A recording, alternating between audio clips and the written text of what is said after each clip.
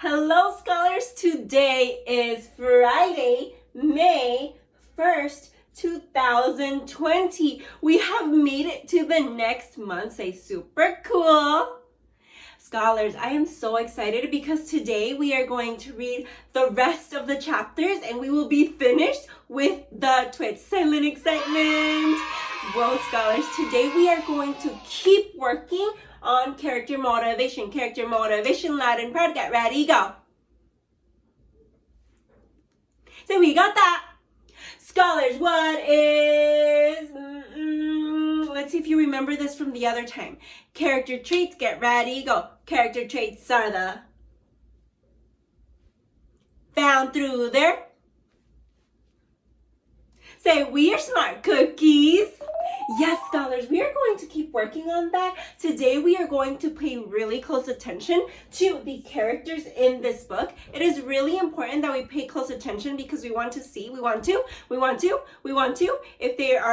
there's any kind of conflict, if there's any kind of conflict that is happening between the characters. External conflict, get ready, go.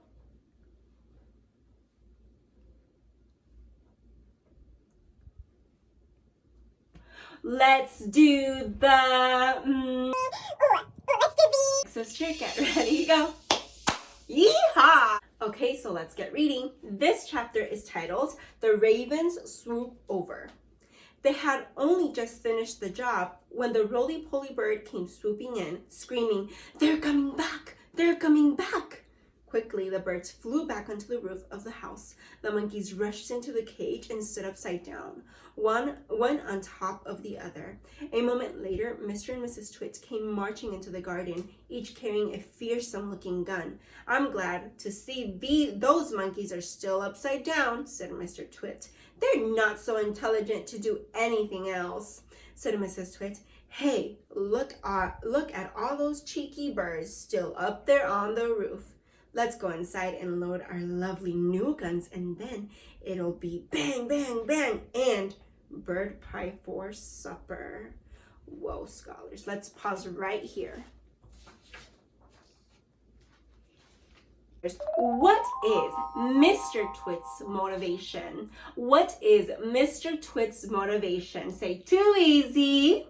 Well, scholars, based on what I've read, I know that Mr. Twit wants to kill the birds so he can make his bird pie. Say, oh no. So I want to make sure that you write this down with me. If you have your paper from last time, from yesterday, I want you to take it out and your pencil and write with me, or you can pause this video and see if you are right. Get ready, go. So I think he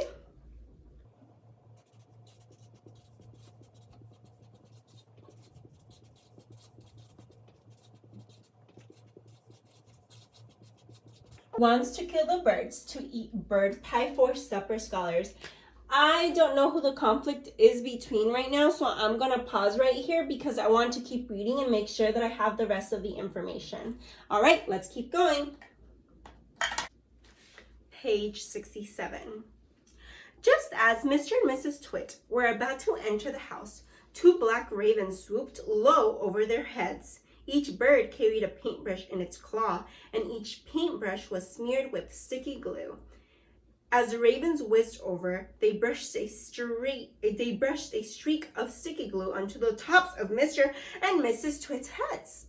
They did it with the lightest touch, but even so, the Twits both felt it. "What was that?" cried Mrs. Twit. "Some beastly bird has dropped his dirty droppings on my head." "On mine too," shouted Mr. Twit. I felt it. "Don't touch it," cried Mrs. Twit. "You'll get it all over your hands. Come inside and we'll wash it off at the sink." "The filthy, dirty brutes," yelled Mr. Twit. I'll bet they did it on purpose. Just wait till I've loaded up my gun."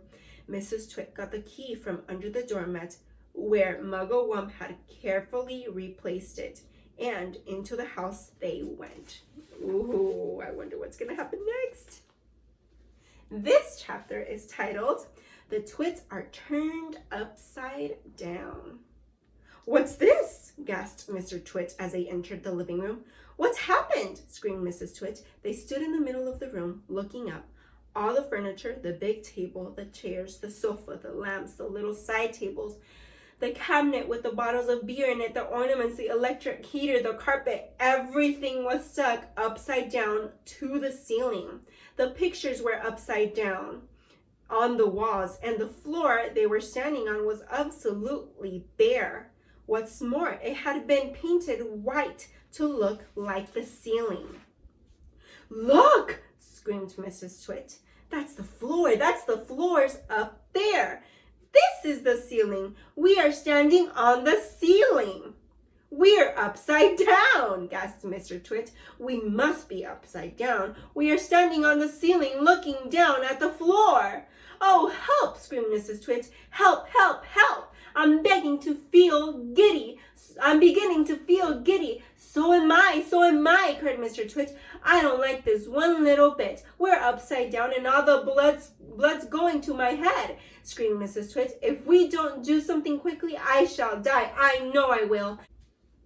I've got it, cried Mr. Twit. I know what we'll do. We'll stand on our heads, then anyway we'll be the right side up. So they stood on their heads, and of course, the moment the top of their heads touched the floor, the sticky glue that the ravens had brushed on a few moments before did its job.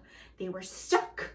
They were pinned down, cemented, glued, fixed to the floorboards. Through a crack in the door, the monkeys watched. They jumped right out of the cage the moment the Twits had gone inside, and the roly-poly bird watched. And all the other birds flew in and out to watch a glimpse of this extraordinary sight. Okay, scholars, I want to know, what is the Twits' motivation? What is the Twits' motivation? Please look for your evidence. I want you to pause this video really quickly and look for your evidence if you need more time. Think of your answer and think of what we should put in our chart. Okay, so what was the Twits' motivation? Tell me what to write. Go.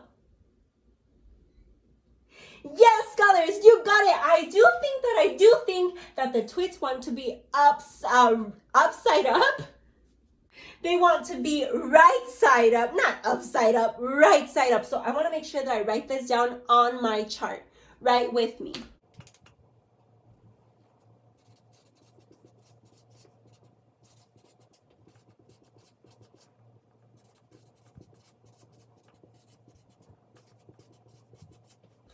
Okay, I am going to wait till the end to see who the conflict is between. I might even leave it for you so you can send me a picture of what to write here.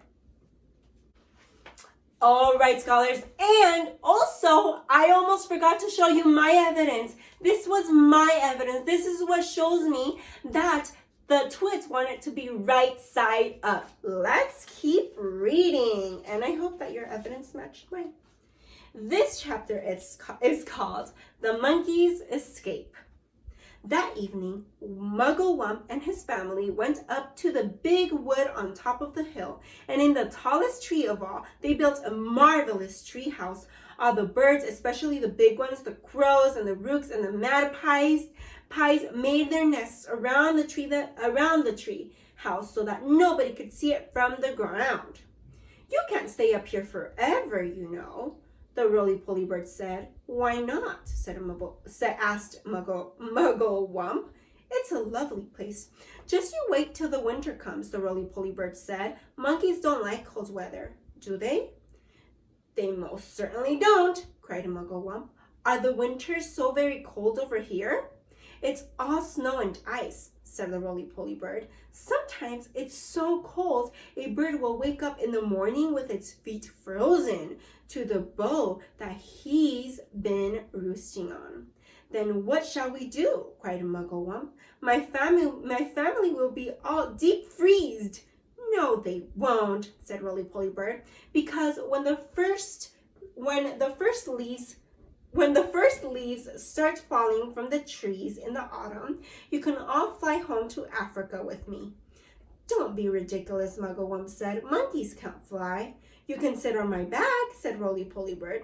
I shall take you one at a time. You will travel by the roly-poly supper jet, and it won't cost you a penny. Well, so much happening in this chapter, scholars. I have a question for you. What do the monkeys and the birds want?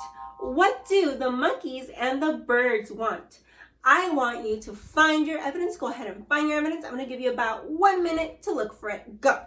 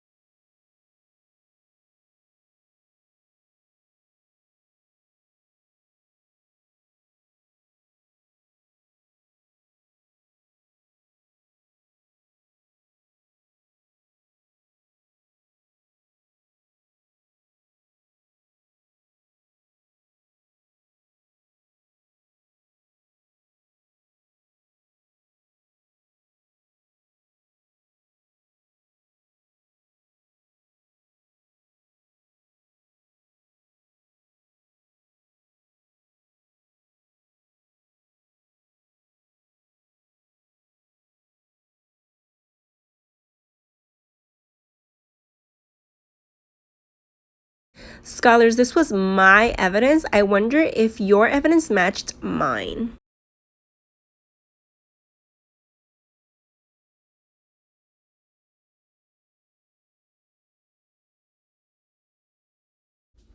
All right, now that you have found your evidence, scholars, I want to make sure that I write this down on my chart. So, can you tell me, what do the monkeys and the birds want?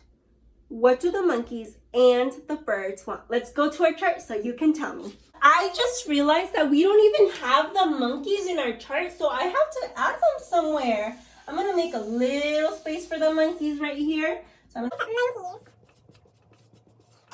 What should we write? What do the monkeys and the birds want? Go. Yes, that's right. They want to escape. So I want to make sure that I write this down. Want to escape.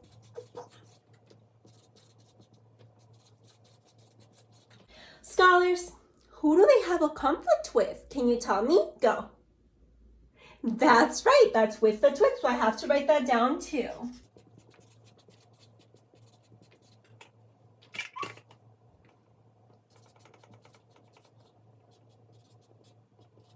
All right, now let's keep going.